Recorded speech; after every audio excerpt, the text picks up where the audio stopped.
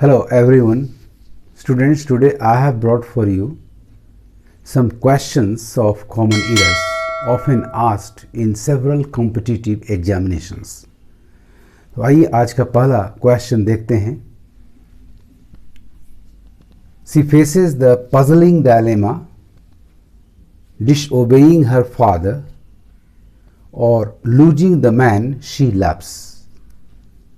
Question के हर segment को आप ध्यान से पढ़ें और कोशिश करें कि एरर को फाइंड आउट करें. फर्स्ट सेगमेंट आपका सेगमेंट नंबर ए है. She faces the puzzling dilemma. Dilemma का अर्थ होता है दुविधा, जो आपको परप्लेक्स की स्थिति में पहुंचा देता है. और पजलिंग का भी अर्थ बिल्कुल सेम ही जा रहा है. अतः यहाँ एडजेक्टिव पजलिंग का प्रयोग अनावश्यक है. इसे रिमूव कर देंगे तो हमारा सेंटेंस करेक्ट हो जाएगा. So here the use of the adjective puzzling is redundant. So your error lies in segment number A and the correction will be removing the adjective puzzling. The correct sentence will now be she faces the dilemma of disobeying her father or losing the man she loves. Now come to question number 2. He is originally from Republic of Ireland and has come here for a change. Segment number B को ध्यान से देखें. Ireland is the name of a country. किसी भी स्थान के नाम के पहले, प्रॉपर नाउन के पहले सामान्यतः किसी आर्टिकल का प्रयोग नहीं होता. लेकिन यदि उस नाम के पहले स्टेट, कंट्री, रिपब्लिक इस तरह के वर्ड लग जाएं, सिटी, टाउन, विलेज, तो फिर उसके पहले डेफिनेट आर्टिकल द लगाना पड़ता है.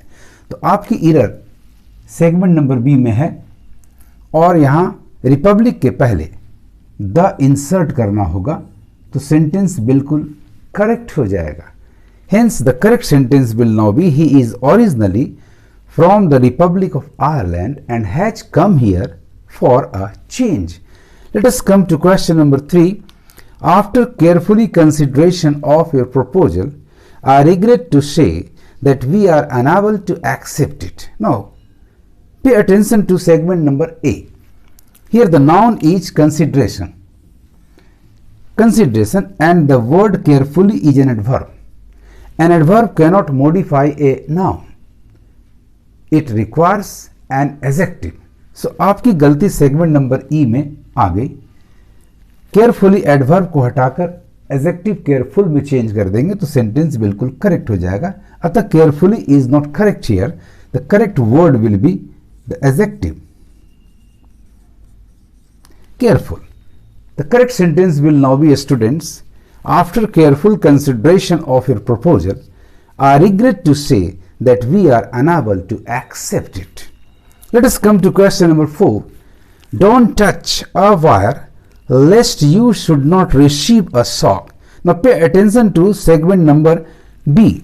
The conjunction lest expresses prevention from doing something or avoiding doing something. Hence it has got a negative meaning. चूंकि ये नेगेटिव सेंस रखता है अतः इसके क्लाउज में कभी नॉट का प्रयोग नहीं होना चाहिए. तो आपकी एरर है सेगमेंट नंबर सी में. चूंकि लेस्ट कंजंक्शन का प्रयोग बी में हुआ है तो सी में फिर ये नॉट आपका फालतू है. इसे आप रिमूव कर दें तो आपका सेंटेंस बिल्कुल करेक्ट हो जाएगा.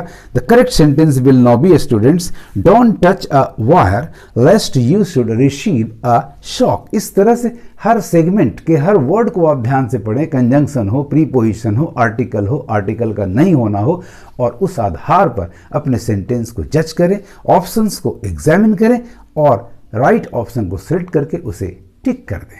Now come to question number 5. Another change that I notice in her is that she avoids to speak to me. Now segment number C पर आप ध्यान दें जहां की आपको एक गलती मिल रही है. अवॉइड क्रिया के बाद यदि कोई वर्बल ऑब्जेक्ट हो तो दोनों साइमल्टेनियसली चलती है. अवॉइड किए वो काम नहीं किया, अवॉइड किए वो काम नहीं किए. जब भी टू वर्ब्स साइमल्टेनियसली एक्ट करे, एक्शन शो करे तो उस वर्ब का, फर्स्ट वर्ब का वर्बल ऑब्जेक्ट हमेशा जीरंड होता है। So your error lies in segment number C and correction will be to speak के जगह पर जीरंड होना चाहिए, अर्थात the correction will be the use of speaking as the verbal object to the verb avoid. Hence the correct sentence will now be, students. Another change that I notice in her is that she avoids speaking to me. Now come to question number 6. There is renewed sense of urgency in completing the project. Sense एक uncountable noun है, अतः इसके साथ indefinite article a का प्रयोग नहीं होगा। सो आपका सेगमेंट नंबर ए बिल्कुल सही है। सिंस किसका, तो रिलेशन शो करने के लिए प्रीपोजिशन ऑफ भी करेक्ट है, ऑफ अर्जेंसी कहां, तो कहां के लिए, वेयर के लिए इन का प्रयोग भी बिल्कुल सही है। इन प्रीपोजिशन है, उसके बाद वर्ब आ रहा है कंप्लीट, तो verbal object to a preposition is generally a gerund. So completing भी आपका सही है। प्रोजेक्ट जो आया था सामने यानी डेफिनिट है, तो द प्रोजेक्ट भी सही है, यानी आपके इस सेंटेंस के किसी भी सेगमेंट में कोई भी ग्रामेटिकल एरर नहीं है। The correct sentence, the sentence is already correct. There is renewed sense of urgency in completing the project. So your answer will be number D, no error detected. Now come to question number 7. Each boy was given a toy. Each boy was given a toy किस रूप में, as a parting gift.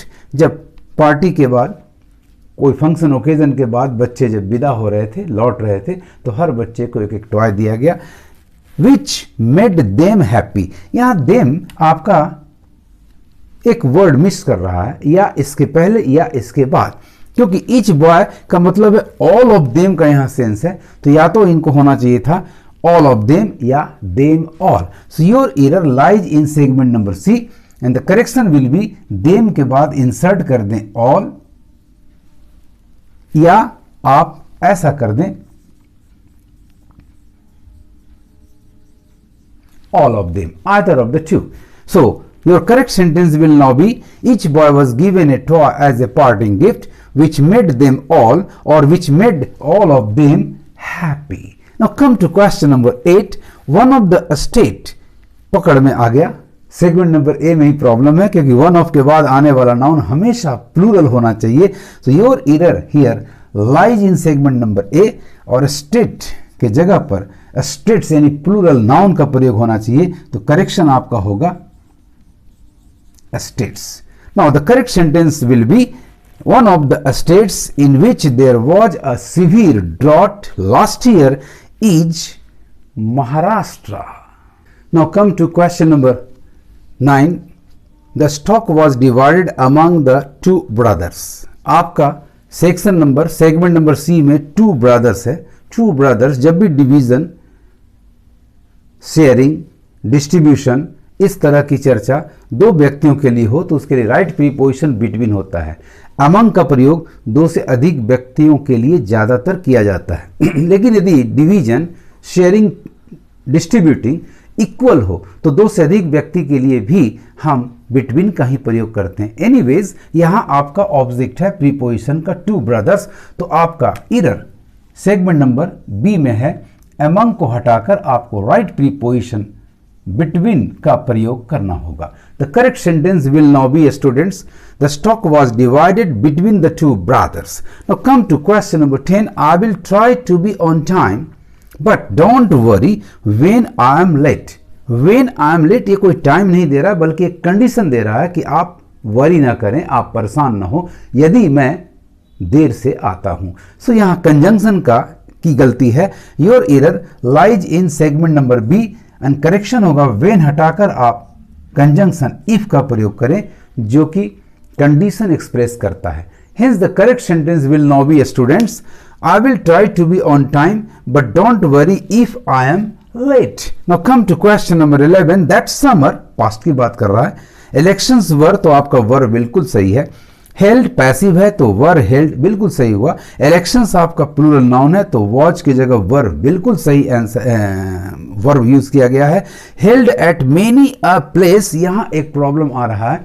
Many plus ए और N plus singular noun का प्रयोग तब किया जाता है जब आपके सेंटेंस में कोई रेफरेंस हो, such person, such a thing, such a place, ऐसा रेफरेंस हो, तभी आप मेनी के साथ ए और एन प्लस सिंगुलर नाउन का प्रयोग कर सकते हैं। यदि ऐसा रेफरेंस नहीं है तो फिर मेनी के साथ प्लूरल नाउन का प्रयोग करना होता है।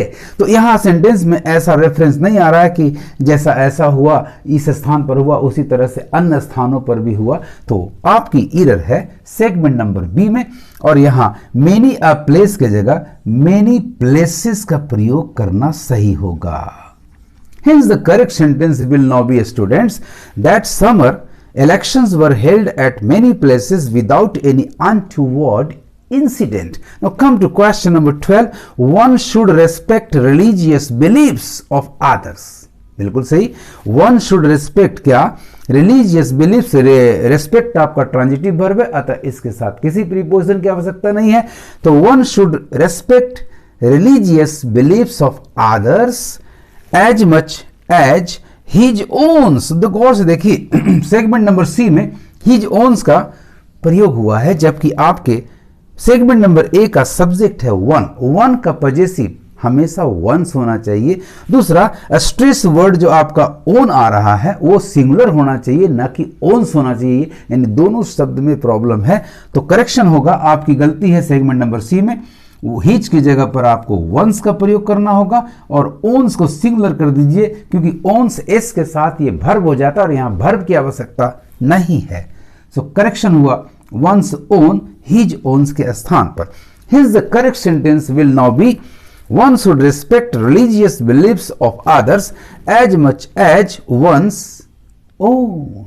इस तरह से स्टूडेंट्स कॉमन एरर्स के सवाल में दिए गए हर सेगमेंट के हर वर्ड को ध्यान से पढ़ें, ग्रामेटिकल एरर फाइंड आउट करने का पूर्ण प्रयास करें और श्योर होकर के राइट ऑप्शन को सिलेक्ट करें और उसे टिक कर दें।